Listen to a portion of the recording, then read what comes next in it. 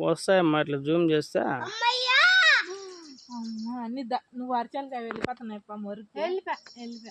వెళ్ళిపోయా వరకు తనవి అరచాలకే లేదు ఎందుకు వేసినట్లు ఉప్పు వేసినావా చేపలు రావలే పో